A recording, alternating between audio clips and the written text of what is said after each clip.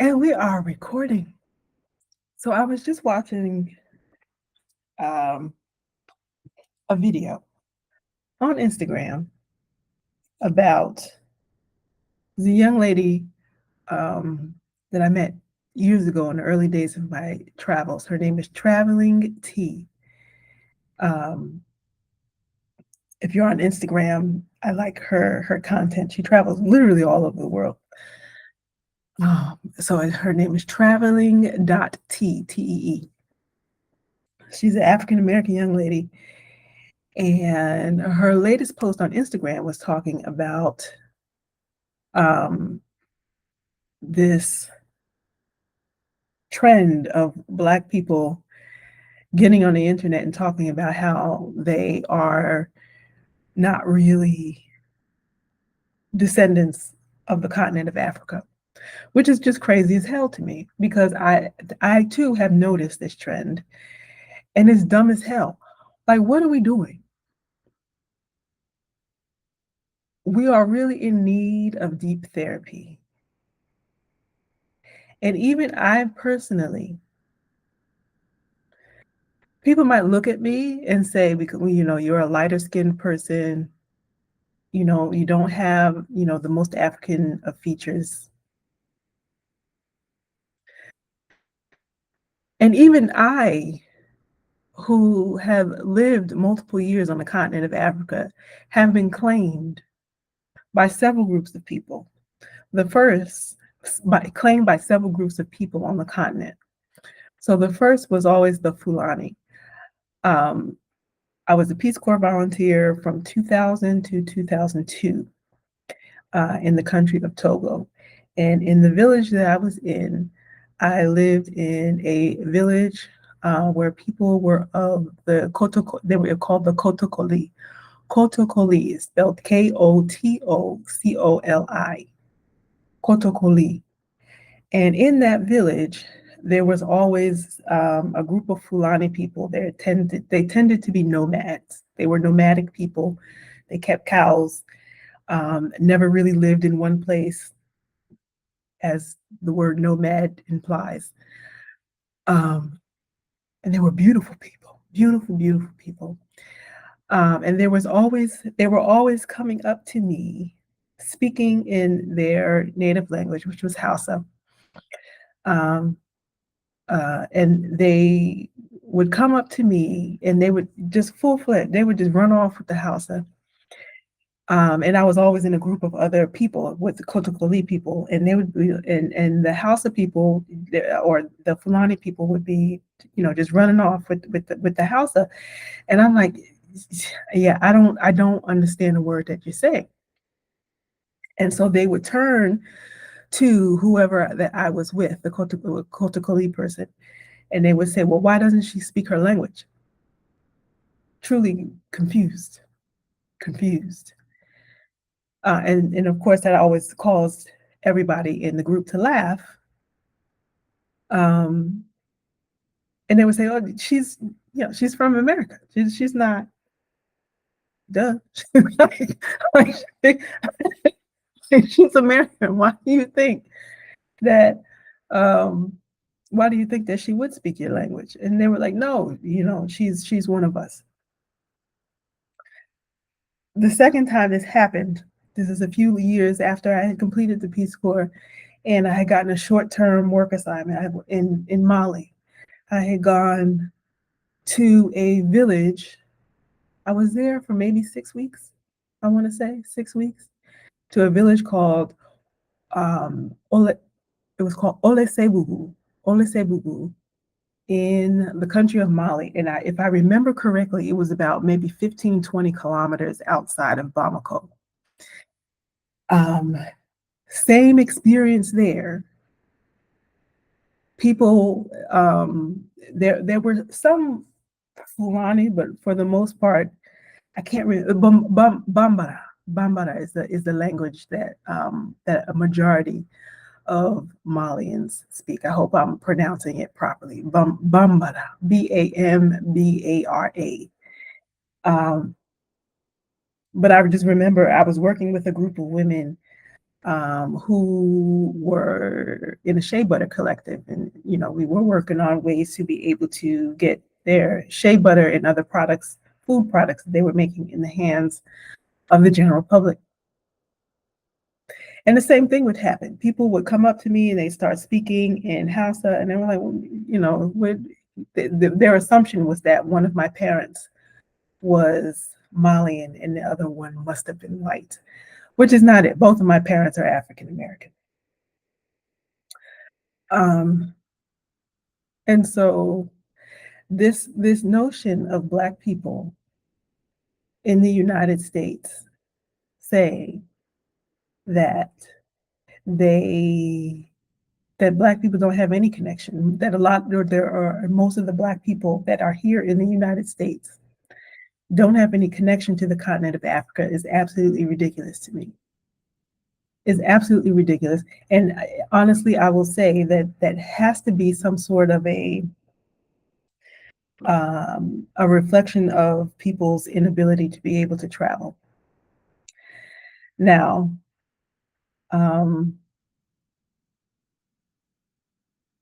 people just really need to just go get up and be able to travel. And I understand that everybody can't pack up and go to Africa and spend months and years in the way that I do.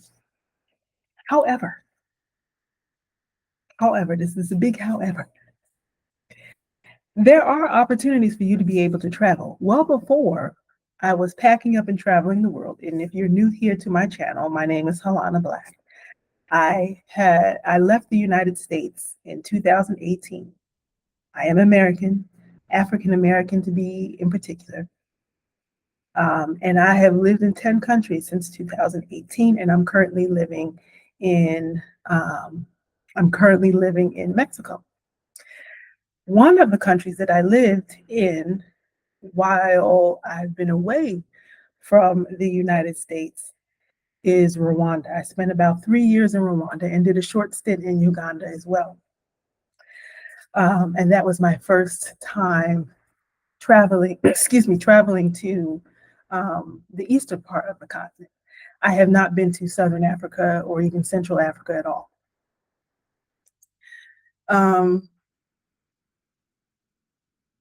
And even when I was in Rwanda, people would come up to me. People would come up to me, and the native language of most Rwandan people is called Kinyarwanda. Sometimes, and a lot of times, people also spoke Swahili. Sometimes people would speak French, but Kinyarwanda is their language.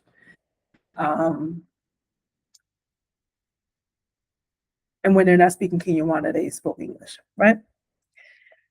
And even then, I've never bothered to do a DNA test to figure out what part of Africa I come from. And the reason is because when I had that formative experience when I was in my early 20s of the Fulani people claiming me as one of them, that was all I needed to know, to be clear that I came from a place that was not America. This fascination that and then what people are doing is that they are saying that they are not of the African continent, and they are saying that they are of Native descent, meaning Native American, as in American Indian, which is cool. I get that a lot of us may have some Native ancestry as well. I'm not even denying that. I'm not going to argue with that. A lot of us do. I think that I do as well. However, the overwhelming majority of that DNA is going to be somewhere in the West Africa continent. I just never bothered to do the DNA test because I didn't feel like I did. The experience of being on the continent of Africa and having people claim me without having to do the test. It's all that's it. Like my life is made. I like that's it. You can't tell me nothing. Can't tell me that I'm not African. I don't care who you are, whether it's an African person saying that we're, of African Americans are just strange and, we don't even belong there, or if it's the African Americans in the United States who hate themselves and want to tell themselves that they have no connection to the continent of Africa. It's foolish. It's absolutely foolish to deny the actual facts of history. You just can't. You just can't. It just doesn't make sense. And so I really wish that there was a space for us to be able to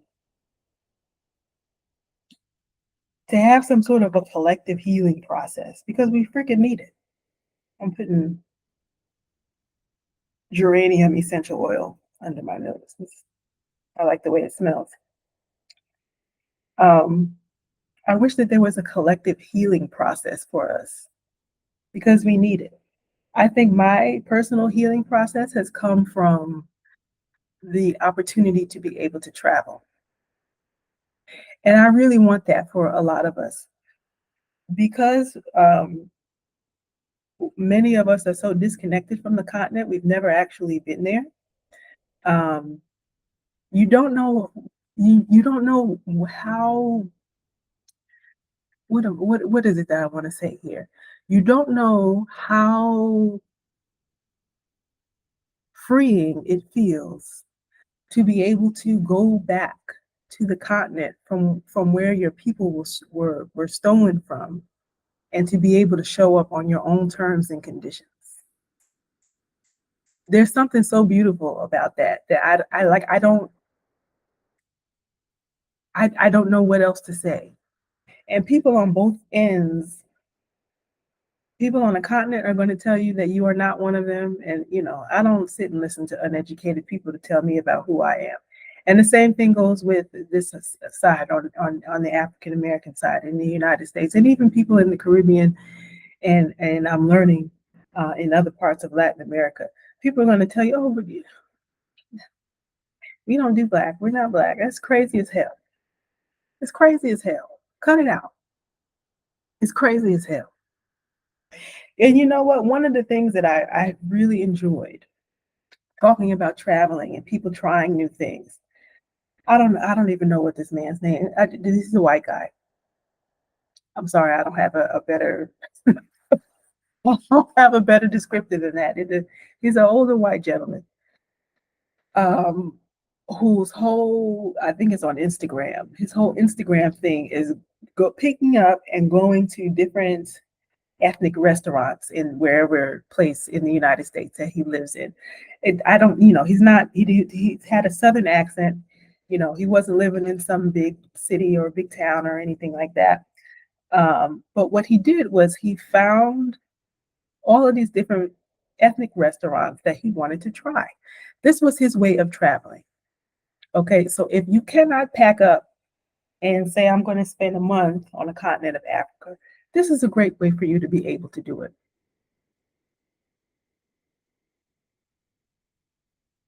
Pick a place that you always wanted to go to, a country, a culture that you have always thought, wow, that looks really interesting.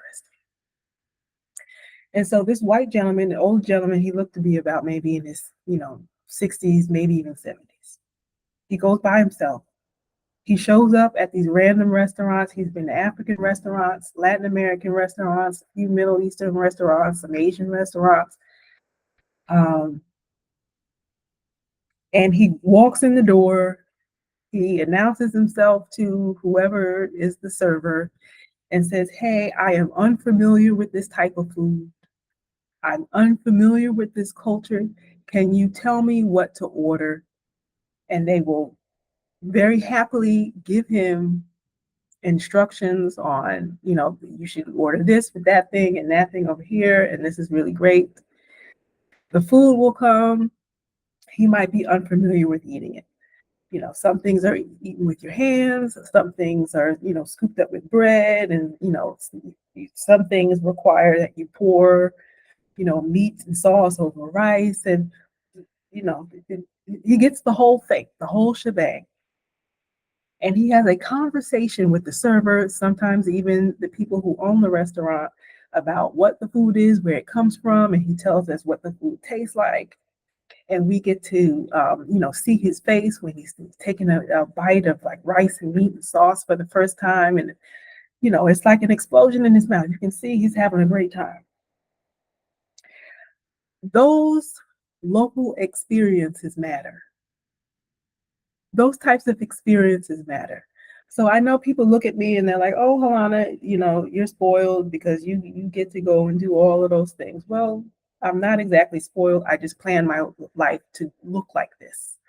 I plan my life to travel in the way that I do, which is why I've had so many experiences, because I think it's important. It's important to me.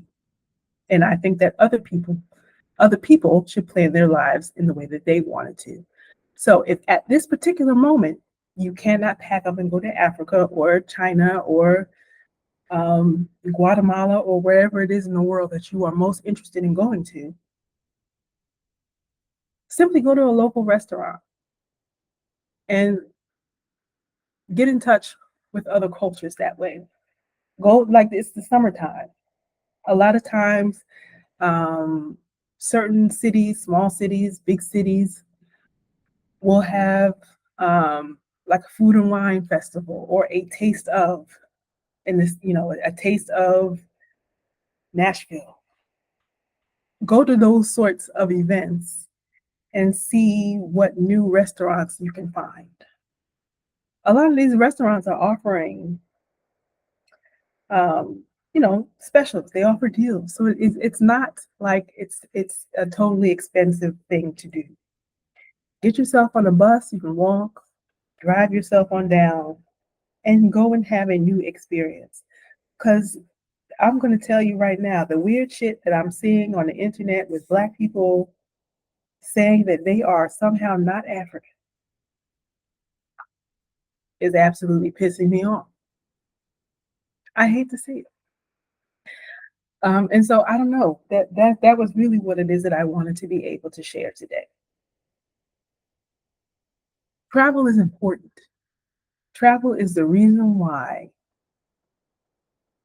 I think I have been able to heal so much in my life, because the experience of travel has really expanded my way of being able to look at things. Um, when your point of view is expanded, they don't weigh so heavy on your heart anymore. You find a different way to be able to deal with it, because it's just not that important to you anymore. Things become smaller. Those big problems that you had in your small town, with this one little relationship that you've had since you were 17, and the perhaps the issues, if you have children, if you think that you're the only one who has this issue with your kids, when you realize that, hey, kids all over the world have the same issues, and it tends to weigh less on your heart so bad. Um, and so, this particular channel is all about being able to be creative and find new ways to be able to live your life, um, so that you can be happy, and to be able to dig into your own personal creativity, and find new things to be able to be excited about. Because what else is there to do, really? What else are we doing? What else, like, honestly, what else are we doing? What else is there to do? None of this is a waste of time. Sometimes people will try to tell me that, um, that I have skipped out on life because I have moved around so much. And that's just freaking weird to me. Like, I don't, There is no right or wrong way to be able to live your life.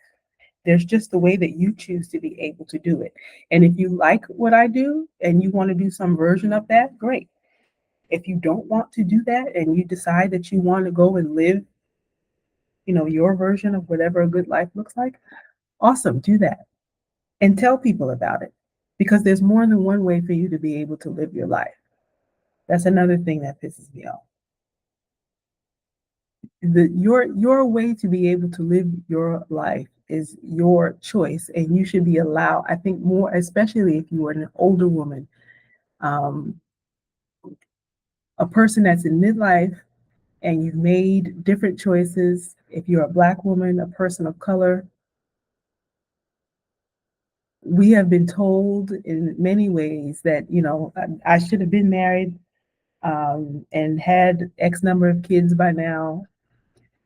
And I did. I got married when I was younger, but it didn't work out. And even some of my family members, when I decided that I wanted to get divorced because I realized that this relationship was not honoring me, they told me in many different ways that I was making a mistake. And what am I going to do with my life? And, you want to run off and go be educated and go learn new things and go start a business and then like what the hell are you doing? You need to have you're supposed to have a husband, and it's my job to be able to keep the marriage together, even if the marriage that I had was trash. I'm just gonna say that.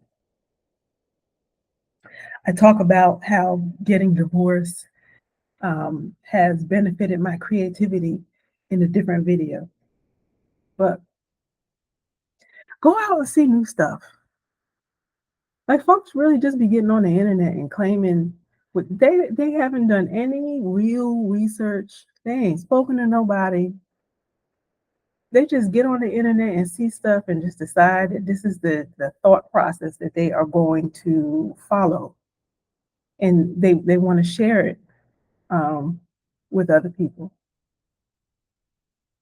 as if this is fact. And I'm so sick of it. I'm about sick of it. So let's cut it out. Let's stop with the pretending like we are not Africans. And for the Africans that want to act like we're not Africans, you can cut it out too.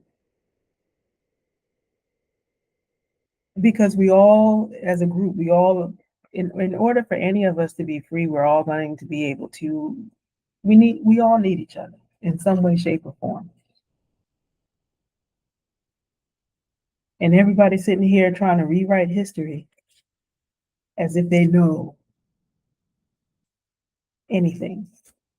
So that was what I wanted to share. Go out and see the world, even if the world is the world that's around the corner from your home. I don't care if you live in the most, I don't care if you live in the whitest of white communities. There is always some sort of an ethnic restaurant within driving distance, a bus ride, a train ride, somewhere within the vicinity. You can find them. So if you can't buy a plane ticket, you can go around the corner to a new restaurant and discover some new things. Open up your world. You won't die. That's my message for today.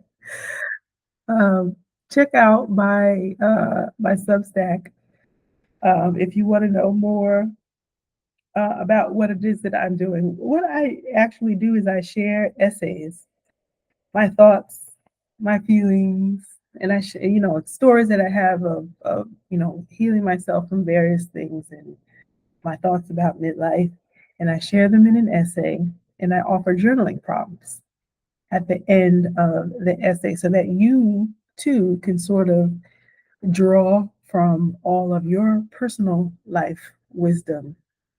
And you can write it in your journal, you can turn it into personal essays, you can um, even add it to a growing memoir if that is what you'd like to do. So you can join my Substack. The link is in the description box. I also review books. I review manuscript reviews for people who are doing memoir or some kind of a nonfiction book. So if you have a memoir that you have written and you need for a professional editor to look at it, um, that's the work that I do. That's the work that I do.